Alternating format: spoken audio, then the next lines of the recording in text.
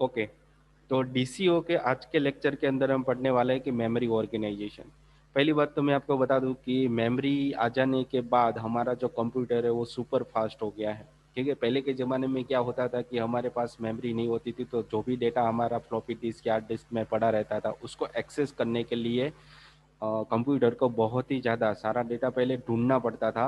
ठीक है, वहाँ पे हमारा डेटा कहाँ से उसको लेना है या उसको स्टोर करवाना है, तो उसके लिए उसकी एड्रेस तक पहुँचना होता है। तो सारे डेटा को फर्स्ट चेकिंग करना रहता है, भाई कहाँ से वो डेटा लाना है या ले जाना है, तो उसमें बहुत ही टाइम कंज्यूम हो जाता है।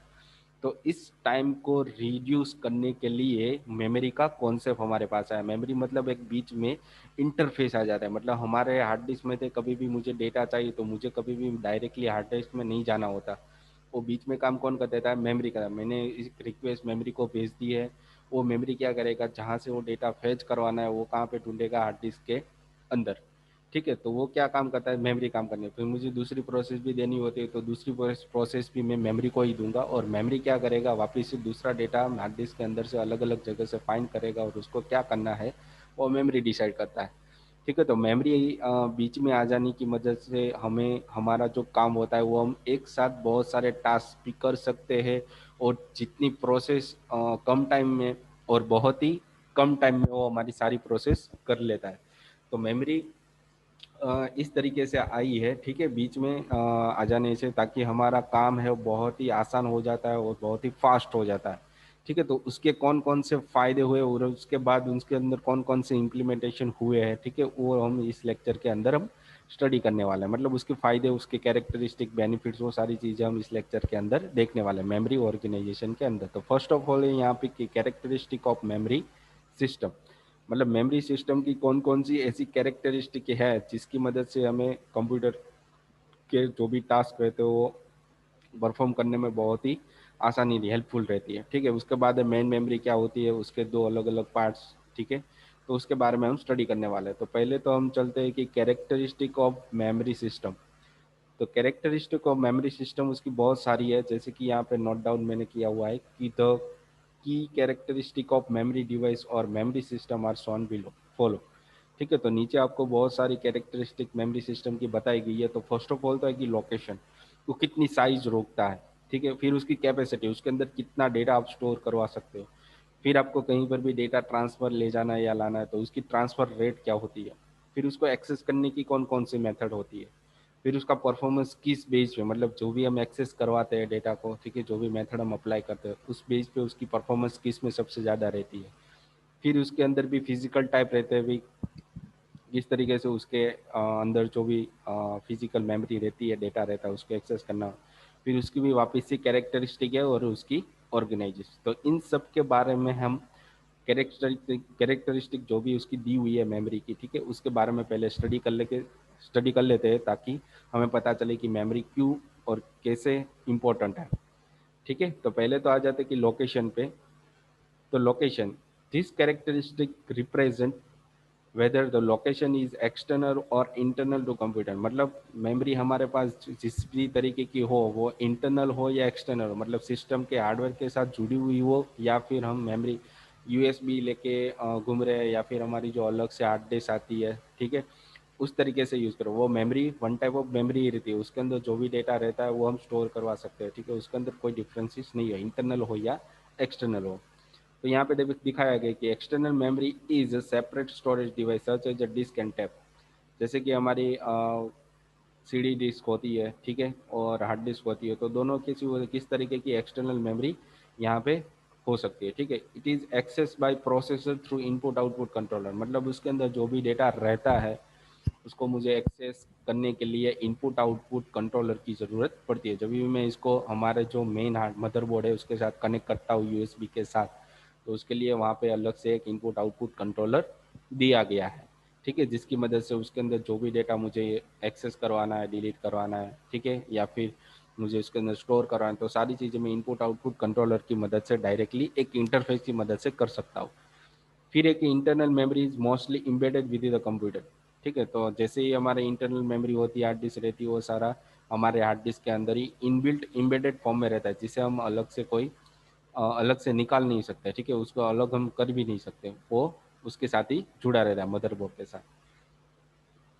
It is in various form such as register, cache and main memory. ठीक है, तो इस तरीके से बहुत सारी छोटी छोटी मेमोरी भी रहती है, जैसे कि रजिस्टर के अंदर मुझे छोटे छोटे डेटा स्टोर करवाने, छोटे स्मॉल अमाउंट ऑफ डेटा को स्टोर करवाना रहता है, तो कैच और रजिस्टर का और मेन मेमोरी मतलब रीड ओनली मेमोरी की भी ज़रूरत हमें यहाँ पे पड़ती है। तो ये तीनों डेटा हमारे पास किस तरीके से होते हैं कि हार्ड डिस्क के हमारा जो मदरबोर्ड होता है उसके साथ ही इम्बेडेड फॉर्म में रहता है। ठीक है, उसे हम अलग नहीं कर सकते।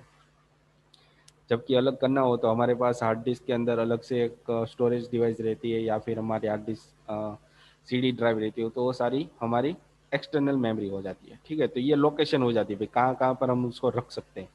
फिर इसकी कैपेसिटी दी गई है। It is a most important characteristic of a memory system. मतलब कैपेसिटी मतलब उसके अंदर हम कितना डेटा स्टोर करवा सकते हैं। ठीक है, उसकी कैपेसिटी मोस्ट इंपॉर्टेंट रहती है। ठीक है, हम कभी भी लैपटॉप या पीसी खरीदने जाते हैं तभी हम देखते हैं भाई इसकी मेमोरी कितनी है, मुझे इतना डेटा स्टोर करने के लिए इतनी हार्ड डिस्क की ज़रूरत पड़ेगी या इतनी ज़रूरत, तो हम पहले देखते हैं वो सारी चीज़ें। तो ये बहुत ही इंपॉर्टेंट रोल पे करता है मेमोरी के अंदर कैपेसिटी। ठीक है, it is a different for external and internal. मतलब इंटरनल और एक्सटर्नल मेमोरी के लिए अलग अलग कैपेसिटी रहती है। ठीक है, तो capacity of external memory is measured in terms of bite. ठीक है, तो एक्सटर्नल मेमोरी हमारी जो भी रहती है, ठीक है, हार्ड डिस्क रहती है 2 TB या 1 TB या 500 GB की, तो उसके अंदर जो भी डेटा मेजर मतलब काउंट किया जाता है, गिना जाता है, वो बाइट के फॉर्म में गिना जाता है। ठीक है, जबकि whereas the capacity of internal memory measured in terms of byte और वर्ड। मतलब जबकि हमारी जो इंटरनल मेमोरी रहती है, ठीक है, उसके अंदर जो भी डेटा हमारा रहता है वो हमारा डेटा बाइट और वर्ड के फॉर्म में काउंट किया जाता है, गिना जाता है। ठीक है, जैसे कि यहाँ पे लिखा हुआ है कि वर्ड लेंथ में भी 8, 16 और 32 बिट के फॉर्म में रहता है। जो भी हम वर्ड कंप्यूटर को देते हैं, ठीक है, वो सारा कुछ 8 बिट में, 16 बिट में या 32 बिट के अंदर रहता है। जबकि हमारी एक्सटर्नल मेमोरी के अंदर जो भी डेटा रहता है वो सारा कुछ बाइट के अंदर गिना जाता है। ठीक है, सॉरी। उसके बाद आ जाता है कि यूनिट ऑफ ट्रांसफर। मतलब डेटा को ट्रांसफर करवाने के लिए कितनी रेट की ज़रूरत यहाँ पे पड़ती है। तो दो एक्सटर्नल और इंटरनल दोनों के लिए अलग अलग यहाँ पे दी गई है। ठीक है, तो पहले तो हम बात कर लेते हैं कि यूनिट ऑफ ट्रांसफर होता क्या है। तो the characteristic measure the transfer rate of data in and out. मतलब मेमोरी के अंदर जो भी डेटा रहता है वो इन या आता है या फिर जाता है, इन दोनों के फॉर्म में ही काउंट किया जाना है। ठीक है, तो in it is a different for both internal external. तो एक्सटर्नल के लिए भी अलग रहता है और एक इंटरनल के लिए भी अलग अलग रहता है। For internal memory it is a number of electrical lines going into. मतलब कितनी इलेक्ट्रिक लाइन्स इन गई और कितनी इलेक्ट्रिक लाइंस उसमें से बाहर है, मतलब कमिंग आउट। और जो भी डेटा इंटरनल में रहता है वो सारा वर्ड के अंदर काउंट होता है। ठीक है, यहाँ पे जैसे मैंने आपको बताया कि जो भी इंटरनल मेमोरी के अंदर डेटा गिना जाता है वो वर्ड के फॉर्म में रहता है या फिर बाइट के फॉर्म में रहता है। ठीक है, तो यहाँ पे इन लोगों ने दिया हुआ है कि वर्ड के फॉर्म में। ठीक है, फिर एक कि external memory it is a number of bits read out और राइटिंग इनटू मेमोरी। मतलब जो भी डेटा रहता है वो सारा एक्सटर्नल मेमोरी के अंदर बिट के फॉर्म में रीड किया जाता है, रीड आउट, या फिर उसको राइट करने के लिए राइटिंग इनटू। मेमोरी के अंदर मुझे राइट करना है तो राइटिंग इनटू नाम के कमांड की मुझे यूज़ करनी पड़ेगी एक ही टाइम पे। तो डेटा को ट्रांसफ़र मतलब एक जगह से दूसरी जगह पे ट्रांसफ़र करने के लिए इन दोनों मेमोरी के लिए अलग अलग कमांड यूज़ किए जाते हैं। इंटरनल के अंदर हमें इलेक्ट्रिक लाइन्स दी जाती है, जबकि एक्सटर्नल मेमोरी के अंदर बिट का यूज़ किया जाता है। ठीक है, पर जो भी डेटा रहता है उसको एक्सेस करने के लिए यहाँ पे 4 अलग अलग तरीके की मेथड दी गई है। ठीक है, फिर ये उसके बाद एक्सेस मेथड मतलब डेटा को डेटाबेस के अंदर जो भी डेटा पड़ा रहता है, ठीक, हमारी मेमोरी के अंदर जो भी डेटा पड़ा रहता है, ठीक है, उसको एक्सेस करने के लिए हमें 4 तरीके की मेथड दी गई है। पहला तो है डायरेक्ट, जिसकी मदद से हम जो भी हमारा डेटा ब्लॉक रहता है, ठीक है, जो भी हम डेटा स्टोर करवाते हैं 0101 के फॉर्मेट के अंदर, वो सारा डेटा हमारा किस फॉर्म में रहता है, एक बिट या बाइट के फॉर्म में रहता है। ठीक है, तो वो जो भी डेटा रहता है वो मैं डायरेक्ट मेमोरी उसके एड्रेस के थ्रू भी एक्सेस कर सकता हूँ। फिर सिक्वेंशियल फॉर्म है, मतलब बहुत सारा डेटा मुझे एक साथ चाहिए तो सिक्वेंशियल फॉर्म में भी वे एक साथ बहुत सारे बाइट को एक्सेस कर सकता हूँ। फिर रैंडम मूल्य कहीं से भी डेटा चाहिए तो भी मैं एक्सेस कर सकता हूँ। फिर एसोसिएटिव मतलब उसके नाम के बेस पर ही मुझे डेटा को एक्सेस करना हो तो भी मैं कर सकता हूँ। तो ये 4 अलग अलग तरीके की डेटा को एक्सेस करने की मेथड दी गई है, ठीक है। उसके बाद मेमोरी का परफॉर्मेंस वो किस तरीके से होना चाहिए, ठीक है। तो यहाँ पे दिया गया कि performance it is also the most important characteristic of memory system, ठीक है। तो उसके लिए यहाँ पे जो भी हमने ऊपर पढ़ा भी उसकी ट्रांसफर रेट पे डिपेंडेंट रहता है, वो एक प्रोसेस करने के लिए कितनी टाइम लेता है, मतलब मेमोरी के अंदर उसे कितनी साइकिल की ज़रूरत पड़ने वाली है मेमोरी मेमोरी के अंदर कैलकुलेट करवाने के लिए। फिर उसका जो भी एक्सेस टाइम रहता है, मतलब किसी भी तरीके की डेटा को एक्सेस, मतलब वो जैसे ही आप रिक्वेस्ट कर रहे हो तो उस डेटा पर वो कितने टाइम पे पहुंचता है और उसको एक्सेस करता है, मैनिपुलेट करता है, तो वो तीनों चीज़ें यहाँ पे मेजर की जाती है किसी भी तरीके की मेमोरी में से डेटा को लाने या ले जाने के लिए, ठीक है। तो वो उसका परफॉर्मेंस हो जाता है। तो इन 3 चीज़ों पर डिपेंडेंट रहता है परफॉर्मेंस, उसके transfer rate, memory cycle time and access time, ठीक है। फिर है कि फिजिकल टाइप्स, मतलब किस तरीके की मेमोरी, फिजिकल टाइप की मेमोरी किस तरीके की होती है। तो पहले यहाँ पे दी गई कि मैग्नेटिक टाइप की, मतलब जिसके अंदर जो भी डेटा है वो पॉइंट आउट करता है कि कहाँ पे हमारा डेटा पड़ा हुआ है। जैसे कि मैंने किसी भी तरीके की एक्सेल फाइल मुझे ओपन करवानी है तो उसका डेटा हमारे हार्ड डिस्क के अंदर कहाँ पड़ा रहता है, तो वो मेमोरी मैग्नेटिक डिस्क की मदद से डिसाइड करता है भाई यहाँ पर मुझे फाइंड आउट करना है, ठीक है। तो वहाँ से वो स्टार्ट करेगा हमारा प्रोग्राम रीड करने के लिए, ताकि हमें एक्सेल ओपन करके वो दे देगा। उसके बाद सेमी कंडक्टर, मतलब छोटे छोटे अमाउंट ऑफ मुझे डेटा स्टोर करवाने रहते हैं तो मुझे उसके लिए सेमी कंडक्टर की ज़रूरत पड़ती है।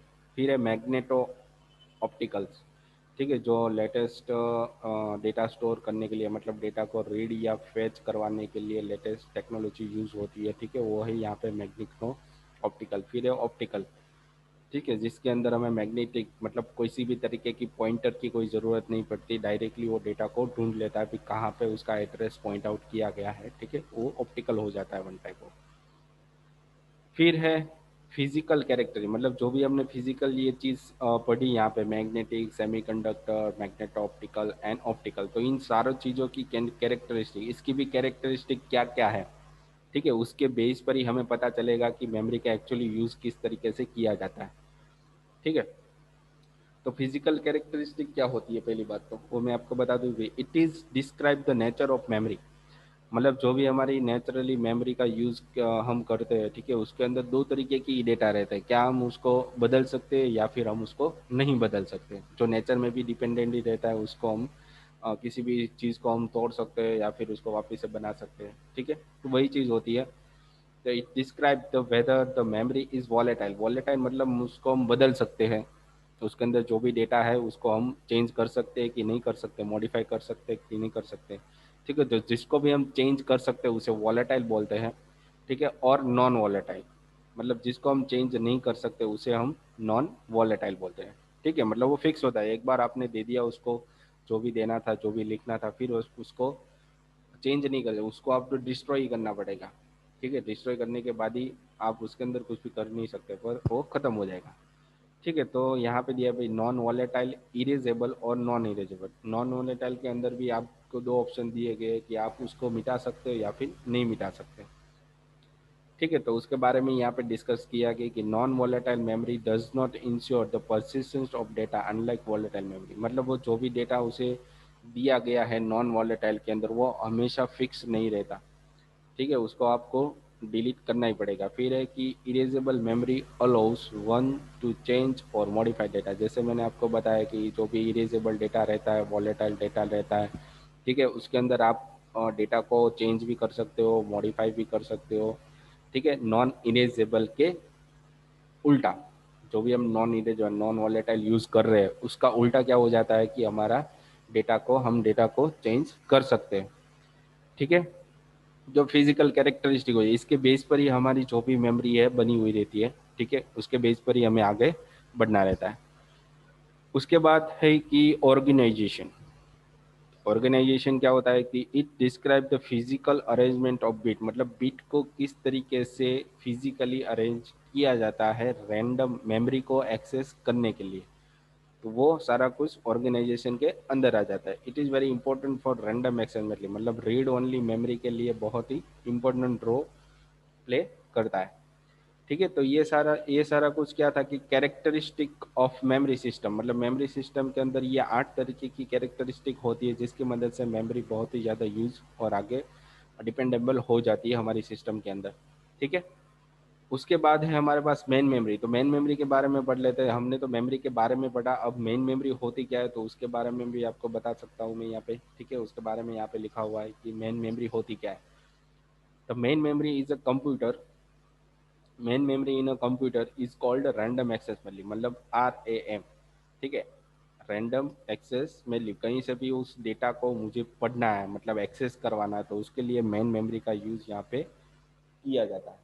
ठीक है, इसीलिए उसे यहाँ पे क्या बोला जाता है, रीड ओनली मेमोरी। ठीक है, कहीं से भी उस डेटा को एक्सेस हम कर सकते हैं। It is also in also known as a RAM, मतलब उसे रैम भी कहा जाता है। ठीक है, this is part of computer that store operating system, मतलब ये वन वन टाइप ऑफ एक पार्ट रहता है जिसके अंदर हम ऑपरेटिंग सिस्टम के जो भी सॉफ्टवेयर है, ठीक है, सॉफ्टवेयर की जो भी एप्लीकेशंस है एंड अदर इंफॉर्मेशन जो सीपीयू के लिए बहुत ही इंपॉर्टेंट रहती है। ठीक है, उसको एक्सेस करने के लिए या उसके टास्क को परफॉर्म करवाने के लिए हमारी मेमोरी का, मेन मेमोरी का यूज़ यहाँ पे किया जाता है। ठीक है, एक बार फिर, this is a part of computer that store the operating system, मतलब हमारी जो ऑपरेटिंग सिस्टम के अंदर जो भी सॉफ्टवेयर है, सॉफ्टवेयर की जो भी एप्लीकेशंस है, ठीक है, और जो हमारी अदर इंफॉर्मेशन है, सीपीयू के साथ डायरेक्टली एक्सेस करने के लिए या किसी भी तरीके के टास्क को परफॉर्म करने के लिए डायरेक्टली मेन मेमोरी का यहाँ पे यूज़ किया जाता है। बिना मेन मेमोरी के आप किसी भी तरीके के डेटा को एक्सेस नहीं करते। जब भी आप पीसी ऑन करते हो या लैपटॉप ऑन करते हो तो फर्स्ट ऑफ ऑल क्या रहता है कि आपकी हार्ड डिस्क के अंदर जो भी आपने ओएस इंस्टॉल की है उसके जो भी सॉफ्टवेयर है फर्स्ट ऑफ ऑल तो आपको मेन मेमोरी में आ जाते हैं। ठीक है, ताकि आपकी ओएस परफेक्टली चालू हो जाए। उसके बाद जो भी सॉफ्टवेयर आपने बाय डिफॉल्ट रन करवाए रहते हैं वो भी इनके अंदर मेमोरी में से ही लोड होते रहते हैं। तो मेन मेमोरी बहुत ही इंपॉर्टेंट रोल यहाँ पे प्ले करती है। ठीक है, हमारे कंप्यूटर सिस्टम को फास्ट बनाने के लिए। ठीक है, बिना मेमोरी के आप किसी भी तरीके के डेटा को एक्सेस नहीं कर सकते। अगर होता है ऐसा, मैं बिना मेमोरी के आप डेटा एक्सेस कर भी सकते हो हार्ड डिस्क में थे, पर उसके अंदर बहुत ही टाइम लगेगा। आप जैसे ओपन करके चले जाओगे 2-3 घंटे के बाद आओगे तभी भी आपका पीसी सही से लोड नहीं होगा, क्योंकि उसको पहले तो डेटा को रीड करना, पढ़ना पड़ेगा ना, सारा डेटा किस तरीके से मुझे पढ़ना है और उसको फिर मुझे विजुअलाइजेशन करवाना है, तो उसको अलग अलग जगह पे स्टोर भी करना रहता है, तो बहुत ही डिफिकल्ट टास्क हो जाता है बिना मेमोरी के। ठीक है, तो ये बहुत ही इंपॉर्टेंट रोल प्ले करता है हमारे कंप्यूटर के अंदर। It is also called random access because CPU can go directly to any section of main memory. जैसे मैंने आपको बताया कि रैंडम एक्सेस क्यों कहा जाता है, क्योंकि वो हमारे जो भी मेमोरी रहती है उसके अंदर डायरेक्टली कहीं पर भी वो जा सकता है, किसी भी सेक्शन के अंदर वो जाता है। ठीक है, और वहाँ से वो सिक्वेंशियल ऑर्डर के फॉर्म में डेटा, मतलब लाइन टू लाइन डेटा को उठाना चालू कर देता है। ठीक है, तो यही यहाँ पे देखा है and this not have go about process sequential, मतलब सिक्वेंशियल ऑर्डर में जो भी डेटा रहता है उसको वो पढ़ने की कोशिश करता है। फिर है कि RAM is one of the faster type of memory, मतलब हमारी कंप्यूटर के अंदर जितनी भी मेमोरी है उसके अंदर रैम है वो बहुत ही सबसे ज़्यादा फास्ट एक्सेस करने वाली, मतलब फास्ट वे से यूज़ होने वाली मेमोरी है, जिसके अंदर जो भी डेटा हम डेटा स्टोर करवा रहे हैं, एक्सेस करवा रहे हैं या फेच करवा रहे हैं, ठीक है, वो बहुत ही फास्ट तरीके से हमें दे देता है। And it has a capacity to allow the data to be read and write, मतलब उसको एक रीड डेटा रीड करने के लिए या फिर राइट करने के लिए भी परमिशन उसको दी गई है। मतलब ऐसा नहीं है कि ये क्या है कि रैम है हमारी नॉन वॉलेटाइल रैम है, मतलब उसके अंदर हम जब भी पीसी ऑन करते हैं तो नया डेटा ही हर बार लोड होता है, और जब पीसी हम ऑफ करते हैं तब हम रैम के अंदर जो भी डेटा रहता है वो सारा को सारा इरेज हो जाता है। ठीक है, तो ये रैम है हमारी नॉन वॉलेटाइल मेमोरी रहती है, मतलब उसके अंदर डेटा हम बार बार बदल सकते हैं, चेंज कर सकते हैं। ठीक है, वो अपने आप होता है सारा कुछ, हमें कुछ करना नहीं रहता। फिर यहाँ पे लिखा है when computer is shut down all of the content held in RAM is purse, मतलब वो सारे रिमूव हो जाते हैं। पर्स मतलब क्या हो जाता है, वो सारा डेटा रिमूव हो जाता है। फिर लिखा हुआ है कि main memory is available in two types, मतलब मेन मेमोरी को दो पार्ट्स में यहाँ पे अलग अलग किया गया। फर्स्ट मेमोरी है उसके डायनेमिक रैंडम एक्सेस मेमोरी बोल सकते हैं, डी रैम, ठीक है। और दूसरा है स्टैटिक रैंडम एक्सेस मेमोरी, मतलब एस रैम बोल सकते हैं, ठीक है। तो मेन मेमोरी के भी यहाँ पे दो अलग अलग पार्ट्स किए गए हैं। फर्स्ट पार्ट होता है उसे डायनेमिक रैम कहते हैं और दूसरा रहता है उसे एस रैम, मतलब स्टैटिक। तो इन दोनों के बारे में भी हम देख लेते हैं भाई, types of random access memory कितने पार्ट में उसको अलग अलग किया गया है। तो यहाँ पे है कि memory is most essential element of computing system because without it computer can't perform simple task, मतलब एक सिंपल टास्क भी बिना रैम के हम नहीं करवा सकते, ठीक है। कंप्यूटिंग कंप्यूटिंग सिस्टम के अंदर हमारा एक सिंपल टास्क भी करवाना होता है तो बिना रैम के हम उसको परफॉर्म नहीं करवा सकते, ठीक है। तो उसके लिए यहाँ पे क्या दिया गया है कि computer memory is of two basic type, primary memory मतलब रैम और रोम मतलब सेकेंडरी मेमोरी, ठीक है। हार्ड ड्राइव है, हार्ड डिस्क है, सीडी है, वो हमारी रोम हो जाती है, ठीक है। और रैम है हमारी क्या हो जाती है, प्राइमरी मेमोरी। तो दो पार्ट्स के अंदर कन्वर्ट किया गया है। तो फर्स्ट है कि random access memory primary volatile, मतलब उसके अंदर चेंज हम कर सकते हैं। और दूसरी है रीड ओनली मेमोरी, जिसके अंदर से हम डेटा रीड कर सकते हैं और उसके अंदर नॉन वॉलेटाइल, मतलब जो भी डेटा है हम फिक्स भी रख सकते हैं, स्टोर परमानेंटली भी स्टोर कर सकते हैं और टेम्पररी भी स्टोर कर सकते हैं, ठीक है। तो रोम के अंदर से मुझे कभी भी डेटा डिलीट करवाना हो तो मुझे खुद से करना पड़ेगा, जब भी हमारे रैम के अंदर डेटा ऑटोमेटिकली रिमूव हो जाता है जब पीसी को हम शट डाउन करते हैं। तो यहाँ पे उसके दो अलग अलग टाइप, रैम रैम के अंदर भी दो टाइप है, static RAM and dynamic RAM. और पी रोम के अंदर रीड ओनली मेमोरी के अंदर भी अलग अलग टाइप्स दिए गए, तीन तरह के P ROM, E P ROM और ई ई पी रोम, ठीक है। तो उसके बारे में हम नीचे पढ़ने वाले हैं। तो फर्स्ट ऑफ ऑल तो हम चलते हैं कि रैंडम एक्सेस मेमोरी, ठीक है, उसके दो अलग अलग पार्ट्स है, उसके बारे में हम डिस्कस करते हैं, मतलब इस बारे में static RAM and dynamic RAM, ठीक है। तो यहाँ पे लिखा गया है it is also called as a read and write memory. RAM को हम क्या बोल सकते हैं, रीड और राइट मेमोरी बोल सकते हैं, मेन मेमोरी भी बोल सकते हैं और उसको प्राइमरी मेमोरी भी कहा जाता है। मतलब ये तीनों नाम रैम के ही है, read and right, main memory and primary memory. The program and data that CPU required during execution of a program are stored in a memory। मतलब जो भी CPU के द्वारा जो भी डेटा यूज़ किया जाता है, जो भी रिक्वायर होता है, जो भी एग्जीक्यूशन की जाती है, वो सारा डेटा हमारे रैम के अंदर स्टोर होता है। It is volatile memory as a data loss when the power is turn off. It is a data, ये क्या रहता है, वन टाइप ऑफ रैम है हमारी, वॉलेटाइल रहती है जिसके अंदर डेटा हम चेंज कर सकते हैं, पर कब, जब हम पावर, हमारा पीसी अचानक से शट डाउन हो जाता है या फिर हम बंद कर देते हैं तो उस टाइम पर हमारा डेटा लॉस हो सकता है, ठीक है। अब और किसी भी टाइम पे आप डेटा ऑफ, मतलब आप पीसी ऑफ नहीं करते तो क्या रहता है कि आपका डेटा वैसे ही जैसे आपने स्टोर किया हुआ रहता है रैम के अंदर, वैसे ही रहता है जब तक आपका पीसी चालू रहेगा। RAM is further classified into two types, static random access memory and dynamic memory random access memory, ठीक है। तो इन दोनों के डिफरेंसेस क्या है वो हम यहाँ पे देख लेते हैं।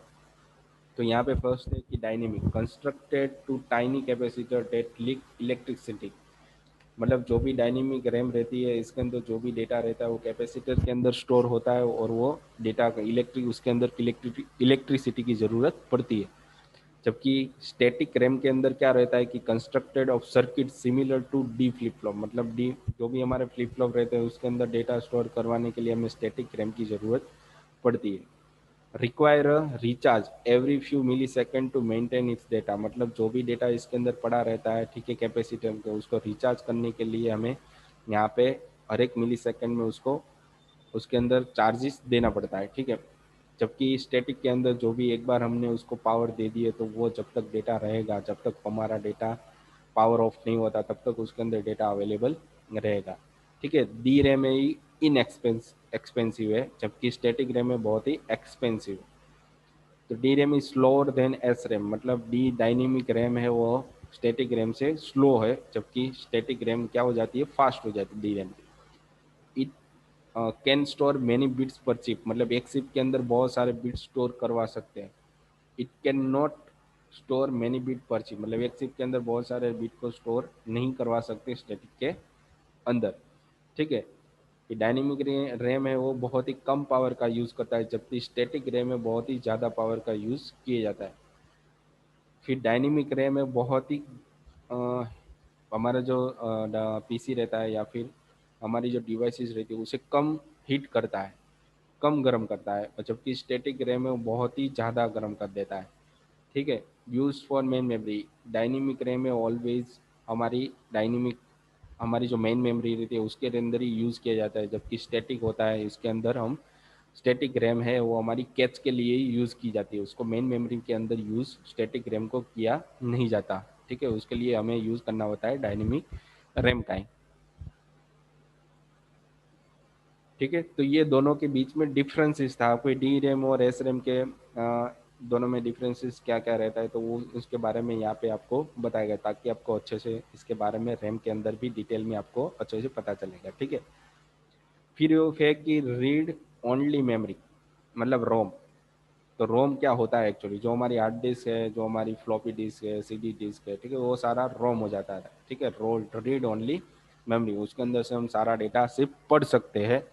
ठीक है, वो परमानेंटली जब हम चाहेंगे तभी हम उसको डिलीट कर सकते, उससे पहले हम डिलीट नहीं कर सकते। उसके लिए यहाँ पे दिएगा store crucial information essentially to operate the system, मतलब किसी भी तरीके की सिस्टम को ऑपरेट करने के लिए, ठीक है, हम रोम का यूज करते हैं। लाइक यहाँ पे दिया गया है कि इट इज नॉट वॉलेटाइल, मतलब उसके अंदर हम डेटा चेंज नहीं कर सकते। ठीक है, पर हम जब जब यूजर चाहेगा तब उसके अंदर डेटा को चेंज कर सकते हैं। ऑलवेज रिटेन इट्स डेटा, मतलब आप उसके अंदर से जो भी डेटा पड़ा हुआ है रोम के अंदर से, वो कभी भी चाहिए तो भी आपको वो मिल सकता है। फिर एक यूज्ड इन एम्बेडेड सिस्टम और where the programming needs no change, मतलब प्रोग्रामिंग के अंदर जब भी आपको चेंज नहीं करनी होती है, ठीक है, या फिर किसी भी सर्किट को आपको बनानी रहती है, तभी आप इस रोम का यूज़ करते हैं, रीड ओनली मेमोरी का।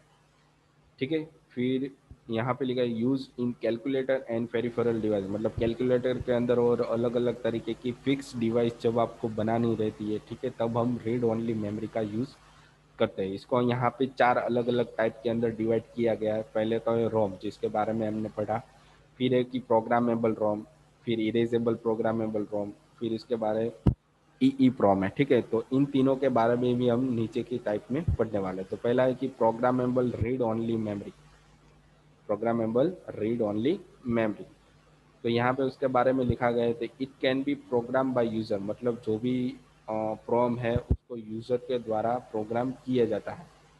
प्रोग्राम एक बार उसको यूज़र उसको एक बार प्रोग्राम दे देता है, उसके बाद उसके डेटा के अंदर हम कुछ भी चेंजेस नहीं कर सकते। तो data and instruction in it can not be change, मतलब इसके अंदर जो भी डेटा है, इंस्ट्रक्शन है, उसको हम चेंज नहीं कर सकते एक बार प्रोग्राम करने के बाद। ठीक है, वापस हमें दूसरा ही बनाना पड़ता है।